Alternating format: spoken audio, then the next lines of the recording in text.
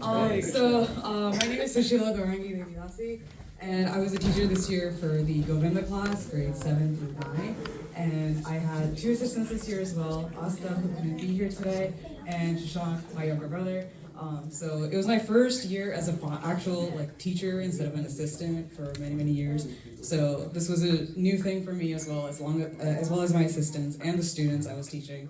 So it was a work in progress in the beginning, but we really got the ball rolling and got to have a very productive and fun school year. And a lot of the topics. Oh, is the PowerPoint up yet?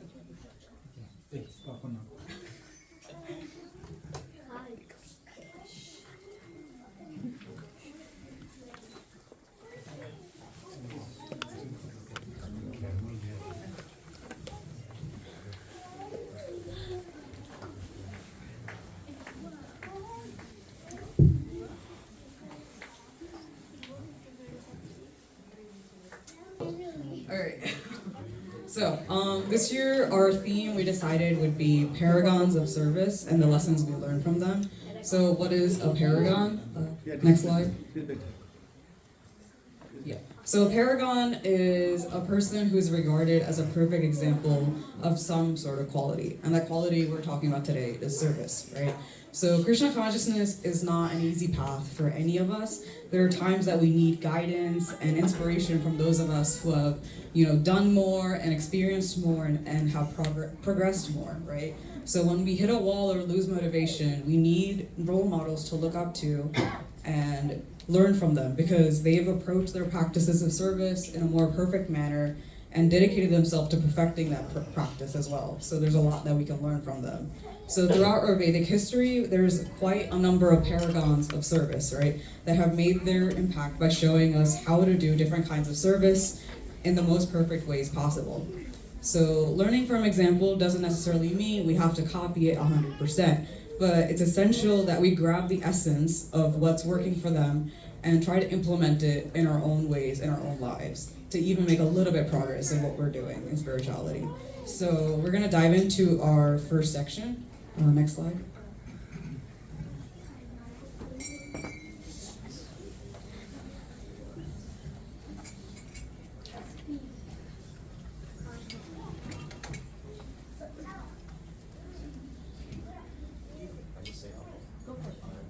Shri Parada Vacha Shravanam Kirtanam Vishnu Smaranam Padasevanam Archanam Vandanam Dasyam Sakhyam Atmanivedanam Idipam Sarpita Vishnu Bhaktis Janava Lakshana Kriyata Bhagavatyadya Tanmanye Dittam Uttam. Okay. So basically what Prahlad Maharaj is saying here is that the nine processes of bhakti are the best teachings, and that they explain how to surrender one's mind, body, and words to Krishna. And if a devotee is able to perfect even one of these processes, then they're able to receive the mercy of the Supreme Personality of Godhead, Krishna. So we're going to transition to what exactly these 9 processes are, and that's where our students will make their way onto stage. First up.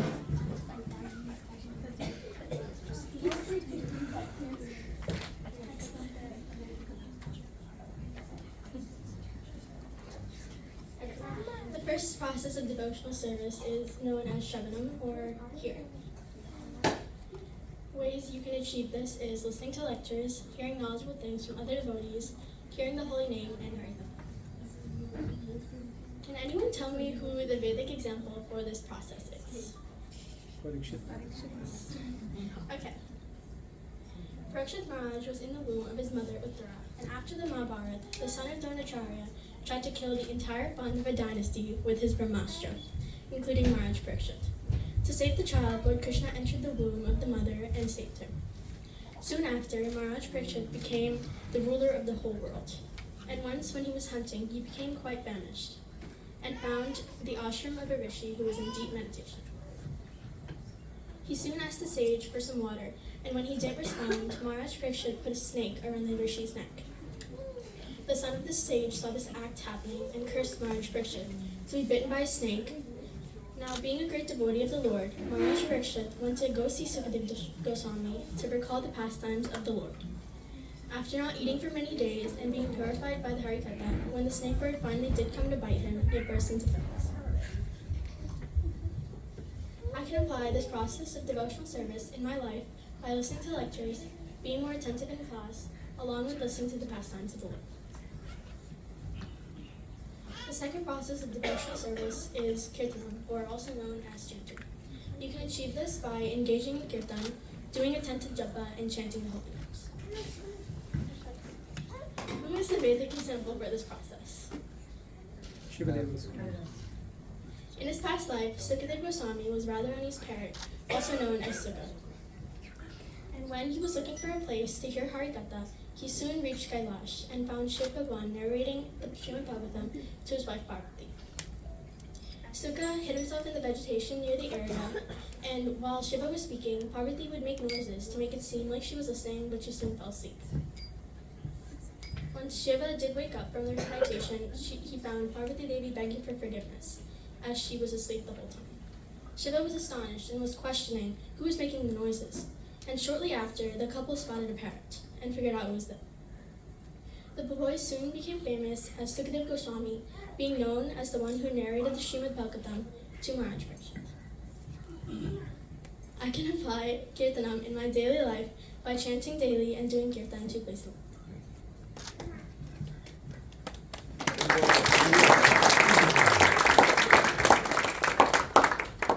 Hare Krishna. The third process of devotional service is Vishnu Smaranam.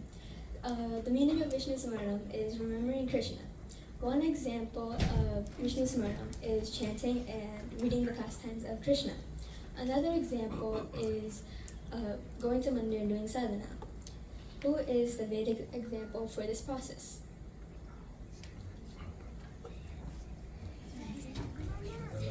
Who is the Vedic example of this process? Yes. in his past, Prahlad Maharaj constantly remembered Krishna, even in the womb. He would attentively listen to the pastimes of the Supreme Lord. Hiranyakashipu ordered him to stop worshipping Lord Vishnu, but he didn't listen. He tried to kill Prahlad by various means, but Prahlad was saved each time. Each time, all Prahlad did was simply fix his mind on the Lord and chant his name. I can apply Vishnu Smaranam in my life by reading and remembering stories of the Lord. One time I applied Vishnu Smaranam in my life was in Sunday school and Bhakti Rich, when we would read and analyze the stories of the Lord Krishna. The fourth process of devotional service is Padasevanam. The meaning of Padasevanam is the process of serving the lotus feet of the Lord. One example of Padasevanam is bathing in the Ganga River, serving a pure devotee. Another example is bringing flowers, tulsi, to the lotus feet of the Lord. Who is the Vedic example for this process? Mother Lakshmi. Yes. Shastric example is how Lakshmi has completely surrendered to the Lord Vishnu. Lakshmi is the deity of wealth which brings ego into any soul. She represents matter or material wealth of this world. She is a great devotee of Lord Krishna and serves him personally in a very submissive mood. She also massages his lotus feet and accompanies him during his pastimes in the material world. I can apply Padasevanam in my life by offering flowers to the lotus feet. I can also offer nice foods to him and fan him as well. Hare Krishna.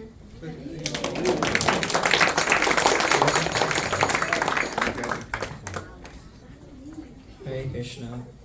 Archanam is the fifth devotional process, and it means worship of the deity. And Archanam originates from the Sanskrit word archana, which means worship. By deity worship, we can engage our senses in the service of Krishna. Archanam is performed to establish a personal connection with the deity and seek their blessings. It is a means of expressing gratitude, devotion, and surrenderance to the Lord. Who is the Vedic example for this process?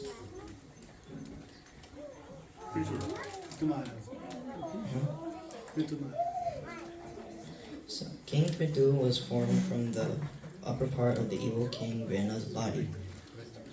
King Prithu was very religious and pious. When there was a lack of grains in the kingdom, Prithu captured Mother Earth and asked her why.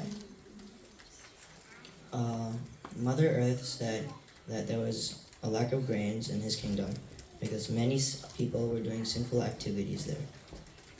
So King Prithu decided to do many sacrifices, and he did 100 sacrifices for the pleasure of the Lord. And Lord Krishna blessed him with devotional service. I can apply Archanam by doing arti for my deities at home and by offering bhoga to them. Vandanam is the sixth process of devotional service, and it means offering prayers to the Lord. It also means offering obeisances to the Lord. Some things we shouldn't do are offering obeisances half-heartedly and showing our back to the deity. Who's the Vedic example for this process?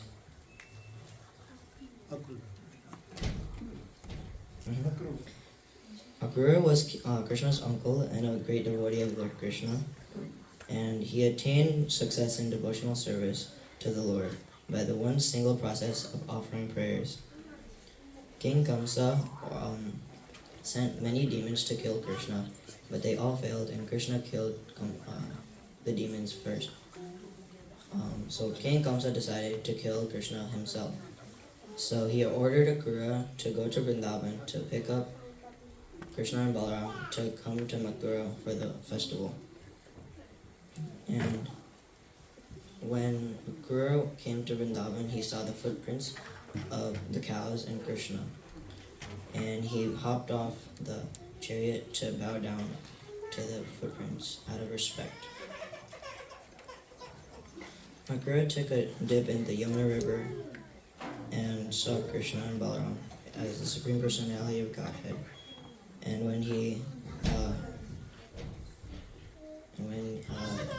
but Krishna and Balaram were on the chariot, so when he checked again, he saw Krishna and Balaram, Krishna on top of Sheshnag, and surrounding Krishna and the Sheshnag were a lot of demigods and sages bowing and praying.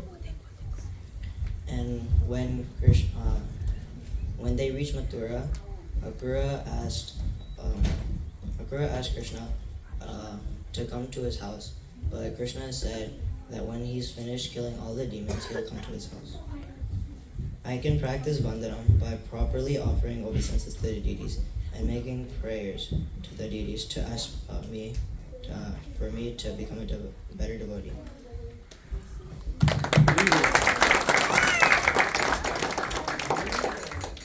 Hare Krishna. The next process we'll be covering is Dasya. This process involves executing orders and commands of the Lord to worship Him. Examples of this include chanting and listening to Kirtan. You can involve this into your daily life by doing it every day and being able to remember Him into your daily activities. The Shastric reference for this is Lord Ramachandra completes the orders and commands of Hanuman despite facing many challenges. You can take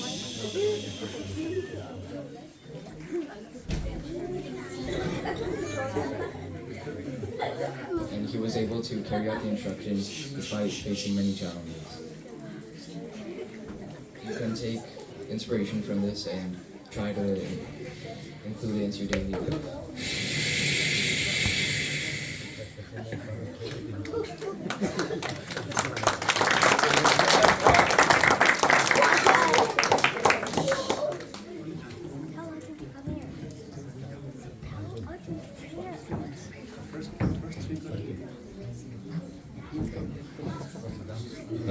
The next process is Sakyam, which is the devotional service of serving the Lord as a friend.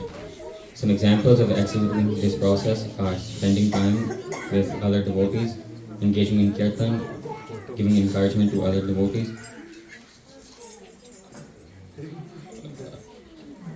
and helping others to progress on their spiritual path. Who is the Vedic example for this process?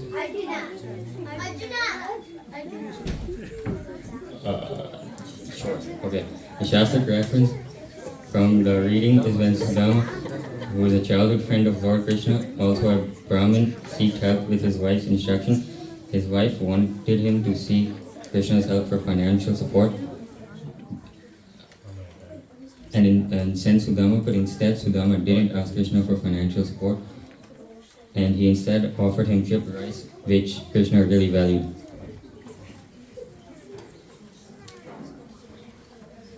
The next process. Oh wait.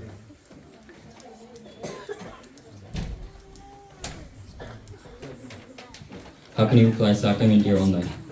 You can do this by developing a deep and meaningful friendships with other devotees, and we can support each other in our spiritual journey, which can help us maintain enthusiasm, inspiration, and focus. The next process is Atma Nivedanam, which is the devotional service of completely surrendering oneself to the will of the Supreme Lord. Examples of executing this process are dedicating your time, money, and talents to the service of the Lord, offering your entire being to the Lord through meditation and prayers, and surrendering your ego and desires to the service of the Lord. Shastra. Who is the Vedic example from this process? You gave us the hint already. Yes. One Shastric reference from the reading is when Bali Maharaj surrendered his entire kingdom and his very self to Lord Vishnu when Vishnu appeared before him as Vamana Deva. How can you apply Atma Nivedanam into your own life? You can do this by cultivating a mood of surrender and offering our activities and our very self to the service of the Lord. You can develop deeper relationship with Him, which can help us experience more inner peace, joy, and fulfillment. Alright, so then now that we've gone through all the 9 devotional processes, it's important to realize that you don't have to do all 9 all at once in order to be a good devotee. So sometimes even when you do one, you're unintentionally doing others. Like when you do kirtanam, you're obviously remembering Krishna as well.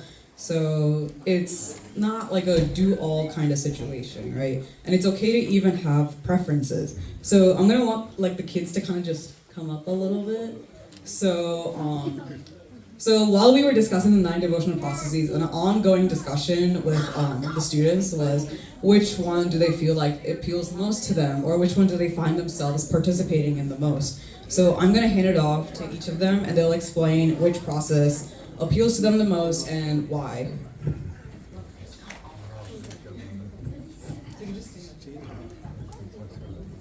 I like Shabnam the most because I enjoy listening to kirtans and pastimes of the Lord. Hare Krishna, I enjoy Kirtanam because I like doing Kirtan and I find it very amusing. My personal favorite devotional process is Vishnu Swaranam because it involves remembering the stories and pastimes of Krishna. My favorite process is Kirtanam because I like doing things with other people. My favorite process is Kirtanam because I like playing Mridanga when singing, and I also do Kirtanam the most. So the takeaway here is that you can have preferences, it's not illegal, but when you do find your preferences, work on them and develop your taste for them so you can do that even better in the future. So throughout the year, you guys can just get to the side a little bit, so sorry. So they did an awesome job throughout the year kind of analyzing the stories we went over and gleaning as much like important lessons as we can from each one of them, because every story there's a takeaway we can get, something we can apply even in like 1% of its form in our own lives. So, and a lot of the stories and role models we've looked at so far almost seem like they happened eons ago, right, in our Vedic history. But we also have some contemporary role models that we can learn from. Who is someone we can look up to and learn from in like the past 100 years? Yes, Srila Prabhupada. Jai Srila Prabhupada. Next slide. Tadvidi panipatena prashnena sevaya upadekshanti te jnanam jnaninas tattvadarshina. Just try to learn the truth by approaching a spiritual master, inquire from him submissively, and render service unto him. The self-realized souls can impart knowledge unto you because they have seen the truth. Srila Prabhupada is a spiritual master for all of us in ISKCON, and so it's a responsibility to learn about him and from him for the sake of our own spiritual progress. So as a class, we delved into the life of Srila Prabhupada, the founder Acharya of ISKCON, and a guru to all of us. So what is following would be an offering to Srila Prabhupada to thank him for teaching us so many lessons just by his example. So we're gonna transition into a video, and we're gonna break it up by little mini skits by pausing the video. So just bear with us in case of technical difficulties. Yeah. Do we have a second mic that we can? There was. We need one.